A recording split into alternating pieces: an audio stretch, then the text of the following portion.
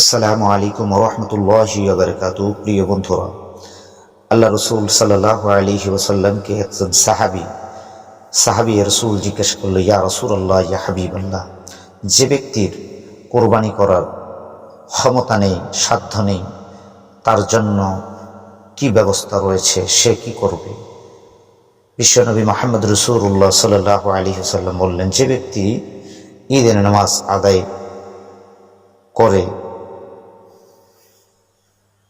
গৃহে প্রবেশ করে 2 রাকাত নামাজ আদায় করবে, যার প্রতিটি রাকাতে সূরা ফাতিহার পরে 3 বার করে সূরা কাউসার অর্থাৎ ইন্না আ'তাইনাকাল কাউসার এই সূরাটি পাঠ করবে, তবে আল্লাহ তাআলা অসংখ্য উট কোরবানি করার সওয়াব সে ব্যক্তির আমল নামায় দিয়ে দেবেন। সুবহানাল্লাহি ওয়া বিহামদিহি। সে ব্যক্তি কত বড় ভাগ্যবান হবে যেদিন ঈদের দিনে যে ব্যক্তি কোরবানি করতে না পেরে নামাজের শেষে বাড়ি ফিরে 2 রাকাত নফল নামাজ আদায় করবে।